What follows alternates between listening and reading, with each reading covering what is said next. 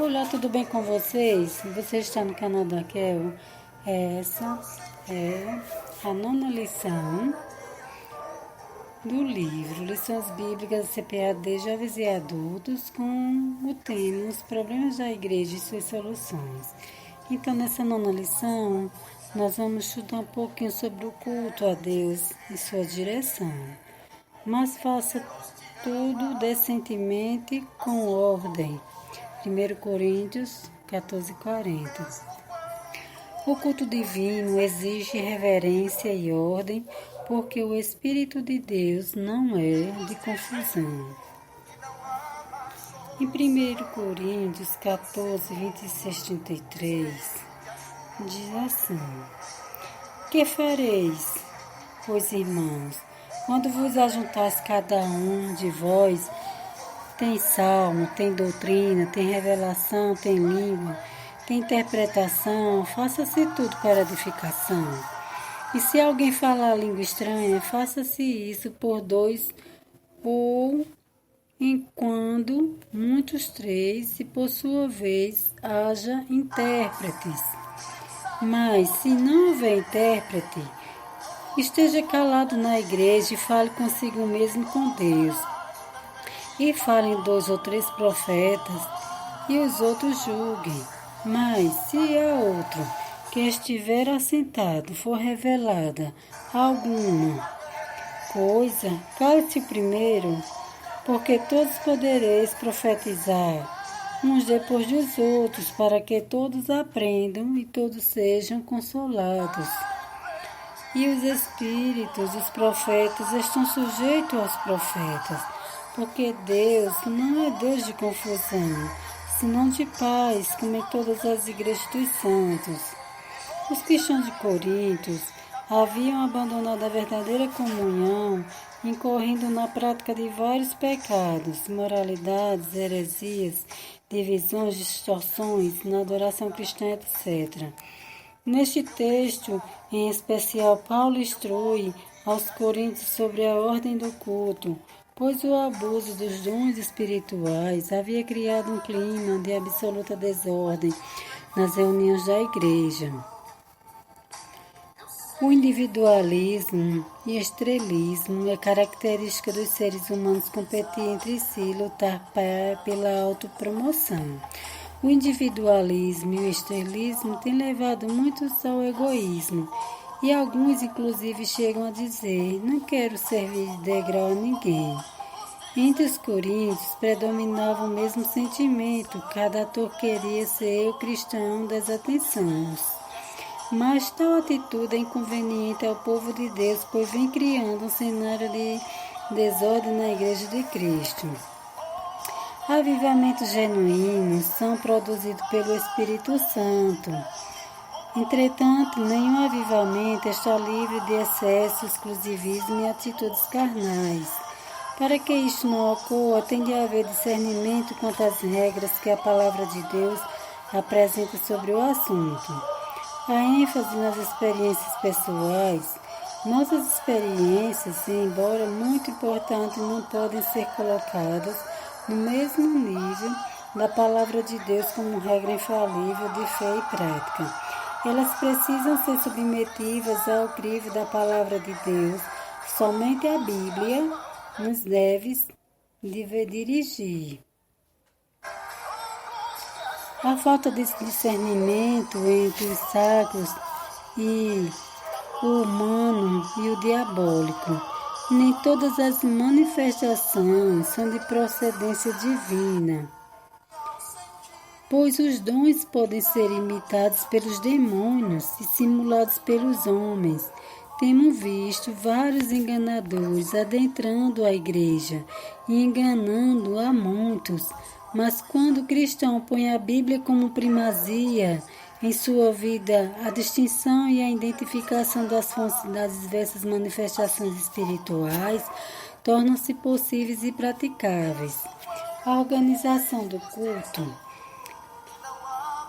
Conforme 1 Coríntios 14, o culto é resultado do ajuntamento de pessoas que têm como objetivo principal adorar a Deus e edificar-se umas às outras. Nesta reunião destacam-se dois elementos, doutrina e salmo. O último relaciona-se à música na igreja. Por doutrina, entendemos os fundamentos da nossa fé. São os princípios sobre os quais a fé está fundamentada. O culto precisa sempre priorizar a palavra de Deus.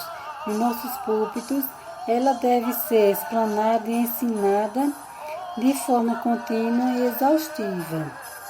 O conhecimento e a prática das doutrinas é que determina a maturidade espiritual do cristão. Não será pelo muito falar que seremos ouvidos. Muitas reuniões arrastam-se por horas a fio sem necessariamente serem edificantes. Não é apropriado terminarmos muito tarde nossos cultos, pois, além de gerar tédio e indisposição, muito terão de se levantar cedo no dia seguinte para trabalhar. É de bom senso que nossos cultos comecem pontualmente e tenham entre 1h30 e 2 horas de duração. O propósito da música evangélica é edificar e levar o povo à adoração. No entanto, ela deve ser bem escolhida. Algumas letras são utilizadas para promover a idolatria, o paganismo e o culto aos demônios.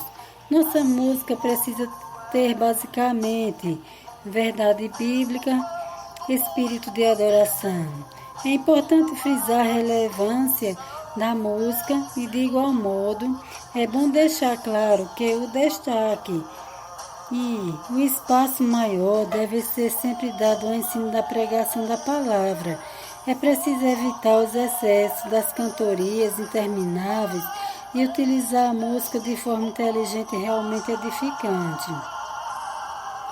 Cada qual deve aproveitar as oportunidades para participar dos cultos com bom senso e educação. Há um padrão quanto ao tempo destinado ao canto, à saudação, ao testemunho ou para pregar. O cantor deve obedecer à limitação quanto ao número de hinos com que participará no culto. Quem é chamado para dar uma saudação ou um testemunho não deve pregar. É de bom tom que todos sejam avivados e avisados de sua participação com antecedência pelo pastor dirigente, evitando assim os improvisos. O tempo na casa do Senhor é precioso. Se cada um permanecer em seu lugar, tudo ocorre de forma ordeira. A finalidade dos dons do Espírito Santo é a edificação do corpo de Cristo. Faça-se tudo para a edificação. O Espírito Santo é quem opera a edificação da pessoa e da igreja. Edificar significa criar bases sólidas para a existência. Edificar o cristão significa conscientizá-lo de seus direitos e responsabilidades como filho de Deus. Isso também implica na instrução e aperfeiçoamento de sua vida espiritual, moral e ética. Somente 2 ou 3 devem falar e que haja intérprete. Neste verso, Paulo disciplina o falar em línguas, permitindo apenas que 2 ou quanto muito 3 pessoas falem de cada vez. Estas restrições foram colocadas para eliminar a desordem reinante entre os coríntios. Deve ser feito um em cada vez.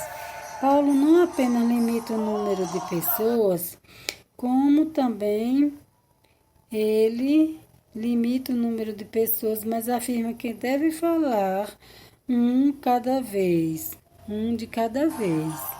A expressão "e por sua vez" significa sucessivamente e consecutivamente. Além disso, deve haver interpretação. Se não houver intérprete, que o cristão esteja calado na igreja e fale consigo mesmo e com Deus. Ou seja, deve-se falar em línguas em voz baixa. As profecias devem ser julgadas, também estão sujeitas às normas.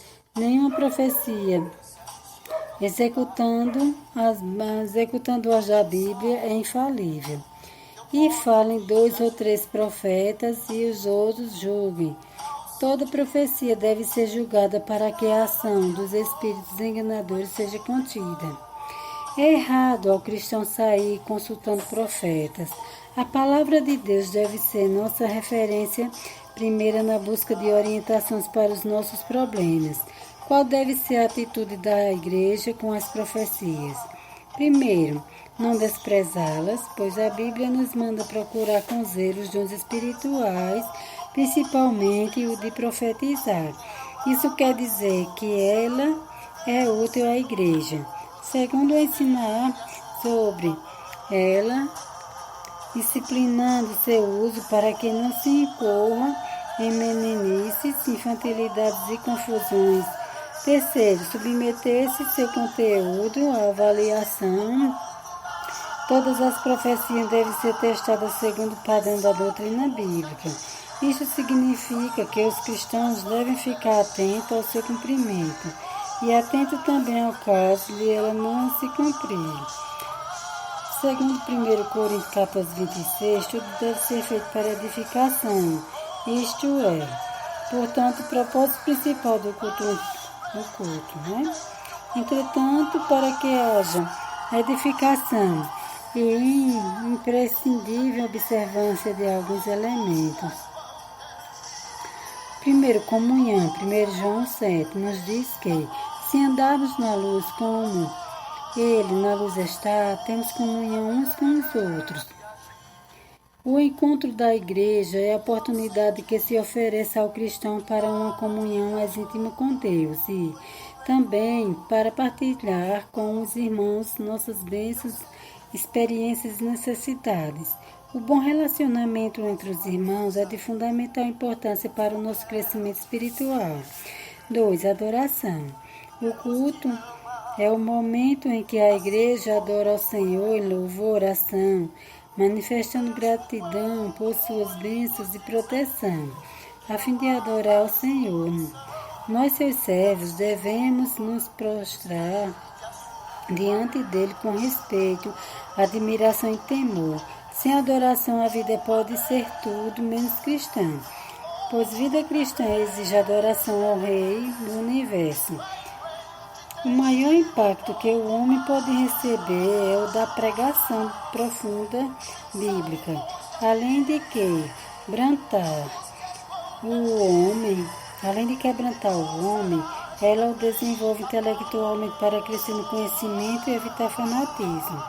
Toda ação de adoração na igreja deve ser seguida de reflexão para que se não caia em exageros e distorções. A adoração sem reflexão pode conduzir à balbúrdia e à prática antibíblicas. Esta era a situação da igreja de Corinto. O trabalho. No culto e através dele, aprendemos que o trabalho na casa do Senhor é função de todos. Às vezes, acha-se que o trabalho na casa do Senhor é obrigação do líder da igreja e do ministério local. Esta posição constitui-se em grande erro, pois nenhuma pessoa salva por Jesus está fora desta obrigação. A igreja, além de ser uma comunidade adoradora, é também uma comunidade trabalhadora. Trabalhar para o Senhor é um dos maiores privilégios do cristão. Reflexão bíblica que não conduz ao trabalho pode gerar intelectualismo e vida espiritual insossa e sem significado. O culto, quando obedece às diretrizes da Bíblia, é sempre uma grande bênção. Como diz o salmista, alegrei-me quando me disseram, vamos à casa do Senhor. Que Deus nos ajude a praticá-lo com ordem e decência. Deus nos abençoe, querido irmão. E você vá ao culto para honrar e glorificar o nome do Senhor. Amém.